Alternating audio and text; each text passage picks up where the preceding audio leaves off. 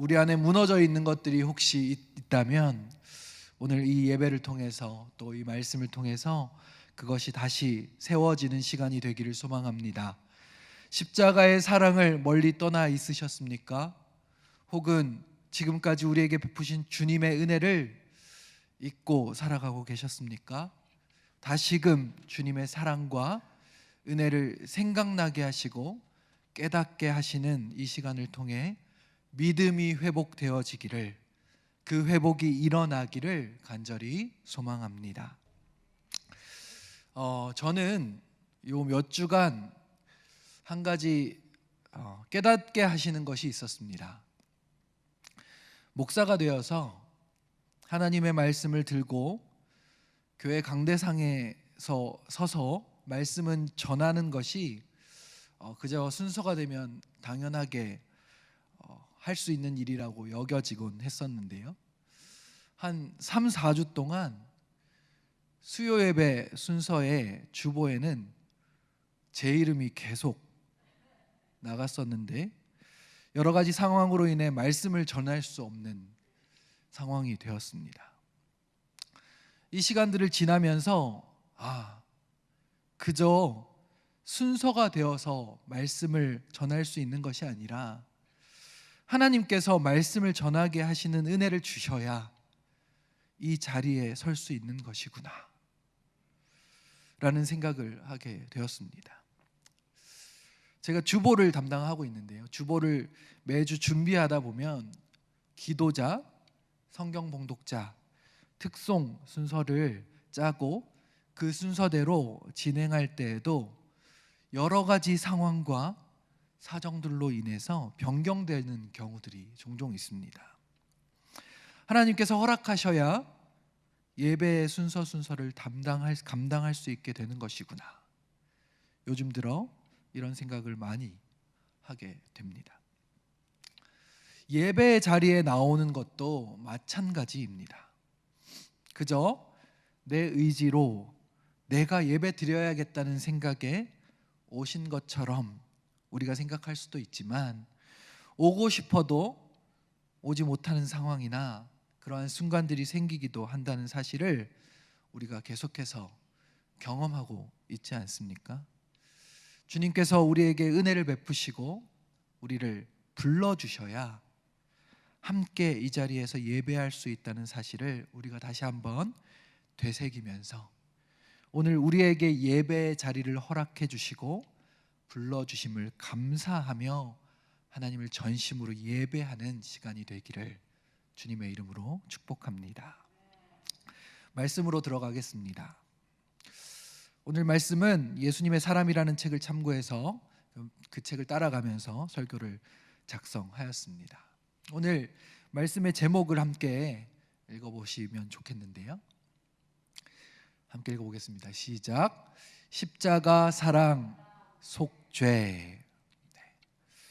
원래는 십자가의 능력, 사랑, 그리고 속죄, 이것이 원제입니다. 저번 시간에 함께 제가 나누었던 말씀은 십자가의 능력에 대한 말씀이었는데요, 첫 번째 십자가 능력은 죄를 깨닫게 하는 능력이었다라는 말씀을 드렸습니다. 십자가를 바라볼 때 내가 저 십자가에 원래 달려 죽었어야 할 죄인이었다는 사실이 깨달아지는 것을 말합니다. 또한 지옥에 가야 할 죄인이었다는 사실이 깨달아지는 것이었습니다. 이것이 깨달아진다는 사실은 놀라운 은혜입니다. 그냥 이론적으로 이것을 배운 대로 나는 죄인이고 예수님께서 나 대신에 십자가에 달려 죽으셨어가 아니라 내가 정말 죽을 수밖에 없는 큰 죄인이구나, 죽어 마땅한 죄인이구나가 깨달아진다는 것은 놀라운 은혜라는 말인 것입니다. 이것을 히브리서에서는 예수님의 그 피가 마음에 뿌려졌다 마음에 뿌림을 받았다라고 말하기도 합니다. 그냥 예수 그리스도의 십자가 사건이 있었지, 예전에 있었지 정도가 아니라 그 사건이, 그 보혈의 피가 나의 마음에 뿌려졌다, 나와 상관이 있어졌다라는 말인 것입니다. 그래서 이 말씀의 그 다음의 변화를 이렇게 말하고 있습니다. 히브리서 10장 22절 말씀인데요. 마음의 뿌림을 받아 악한 양심으로부터 벗어나고 몸은 맑은 물로 씻음을 받았으니 참 마음과 온전한 믿음으로 하나님께 나아가자. 예수 그리스도의 십자가를 함께 통과한 사람은 그들 가운데 하나님의 능력이 나타나서 내가 얼마나 큰 죄인인지를 깨닫게 된다라는 말을 하는 것이죠. 다윗의 이야기를 했었습니다. 기억나시나요? 다윗은 밧세바를 범했고 우리아까지 죽였지만 이것이 얼마나 큰 죄를 범하고 있는지 깨닫지 못했었습니다. 그때 하나님께서 그에게 나단 선지자를 보내셔서 한 이야기를 들려주시죠. 악독한 한 사람에 대해서 이야기할 때 그 사람은 죽어 마땅하다고 다윗의 입술로 고백하게 하셨습니다. 그런데 이 이야기의 주인공이었던 악독한 한 사람이 누구였었습니까? 바로 다윗 자신이었습니다.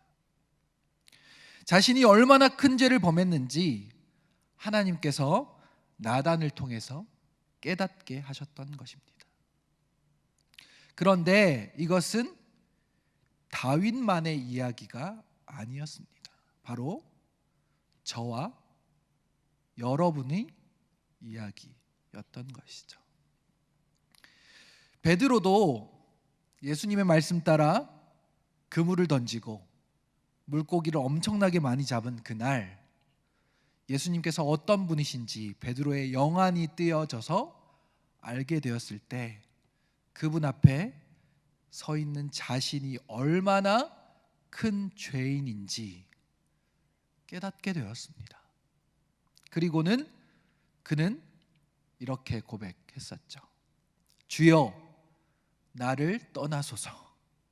나는 죄인이로소이다.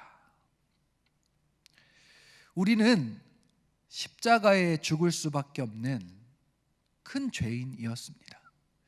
지옥에 가야 할 죄인이었습니다. 이것이 깨달아지는 것이 바로 십자가의 첫 번째 능력인 것입니다.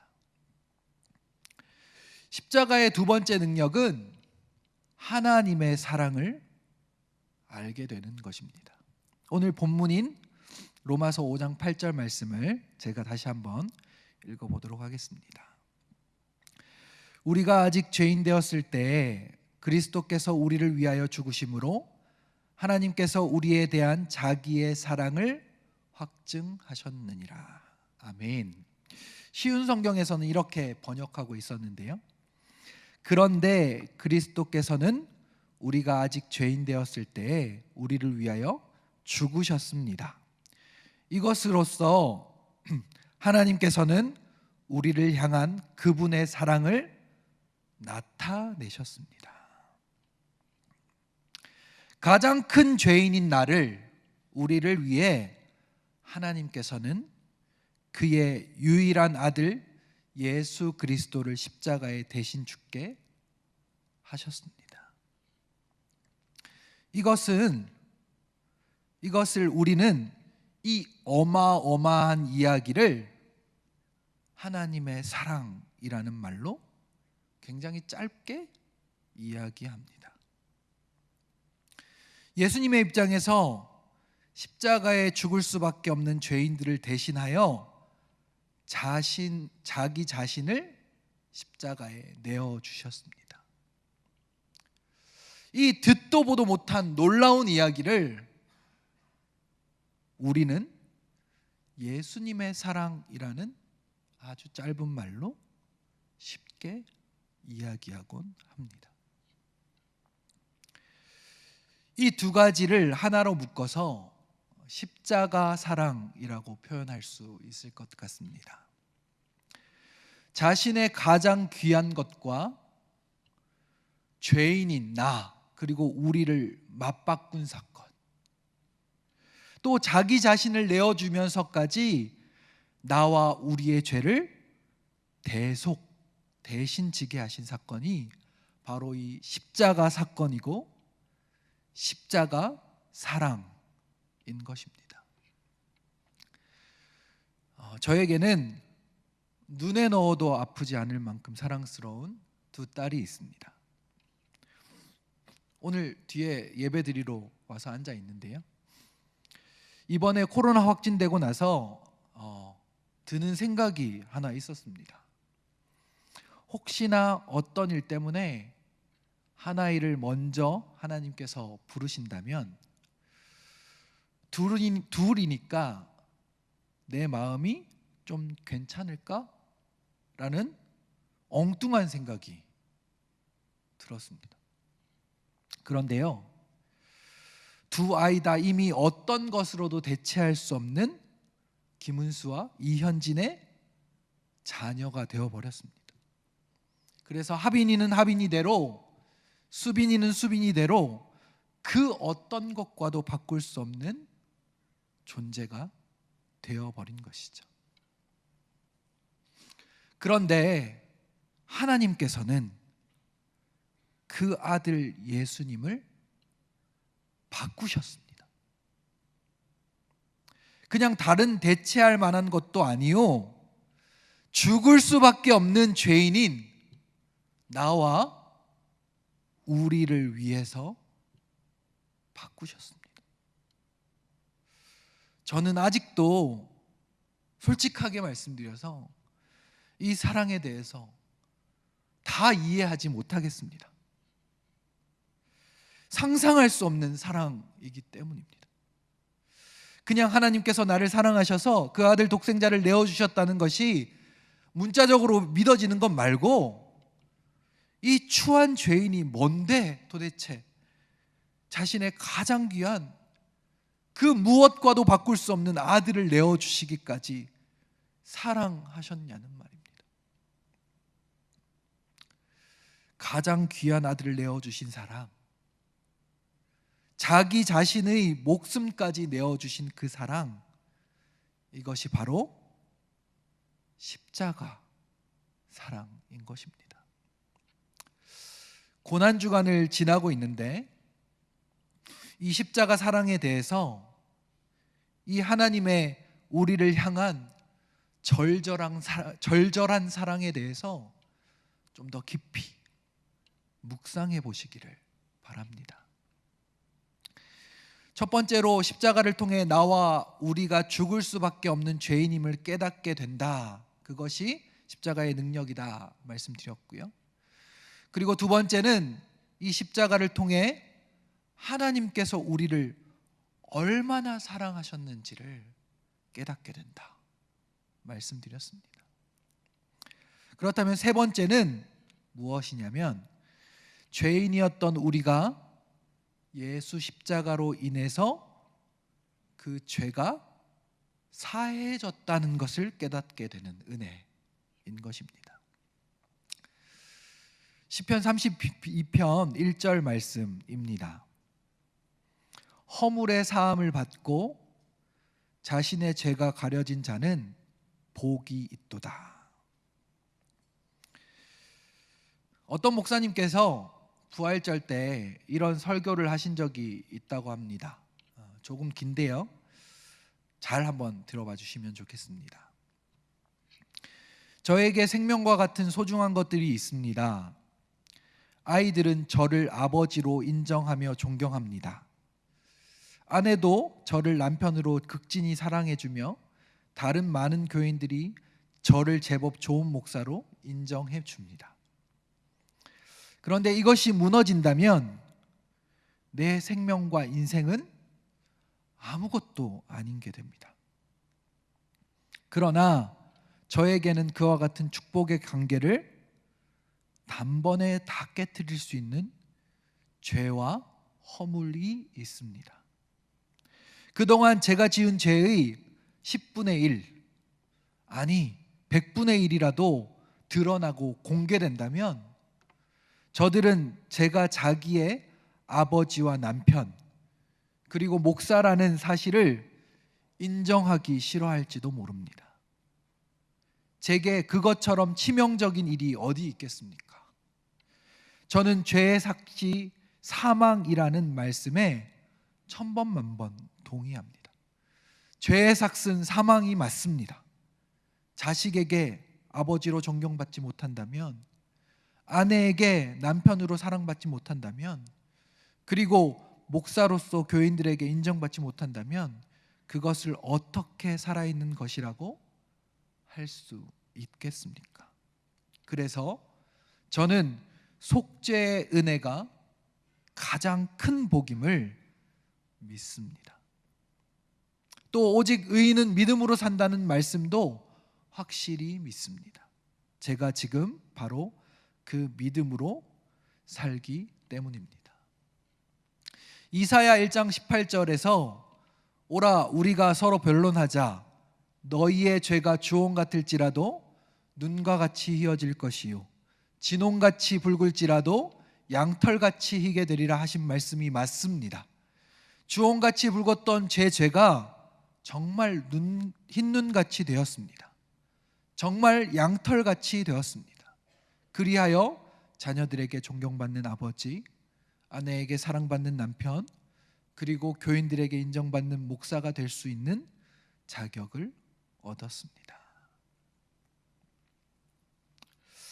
만약에 우리가 천국에 들어갔는데 그곳에 사람들의 죄가 빼곡히 적혀 있는 파일들을 보관하고 있는 곳이 있다면, 그리고 그곳에 누구나 들어가서 그 파일들을 열람해 볼 수 있다면 여러분들은 어떻겠습니까? 천국에 가자마자 일단 자신의 파일들을 누구보다도 빨리 찾아서 숨기고 싶지 않겠습니까? 완전 난장판이 될 것 같습니다. 그죠? 이곳을 천국이라고 할 수 있겠습니까? 그런데 십자가의 보혈로 우리의 죄가 깨끗하게 되었다고 하나님께서는 우리에게 말씀하고 계십니다. 또한 그것이 깨끗하게 되는 것을 넘어 기억조차 하지 않으시겠다 말씀하십니다. 이사야서 43장 25절 말씀인데요, 우리말 성격 번역본입니다. 제가 한번 읽어드리도록 하겠습니다. 나 곧 나는 나를 위해 내 죄를 닦아 없애는 자이니 내 죄를 더 이상 기억하지 않겠다. 시편 32편 1절에서 이렇게 말씀하십니다. 다시 한번 읽어드리겠습니다. 허물의 사함을 받고 자신의 죄가 가려진 자는 복이 있도다. 천국에 갔을 때 모든 죄가 가려지고 씻겨지며 기억되지 않는다는 것은 우리 가운데 그 어떤 것보다 가장 큰 복일 것입니다. 우리가 바라고 누리고 싶은 많은 복들이 있지만 그 어떤 것보다 죄 사함의 복, 속죄의 은혜보다 더 귀한 복은 없습니다. 이 놀라운 복과 은혜를 누리며 살아가시는 모든 성도님들이 되시기를 주님의 이름으로 축복합니다. 말씀을 정리하겠습니다. 십자가의 능력 첫 번째는 내가 죽을 죄인이었음을 깨닫는 것이었습니다.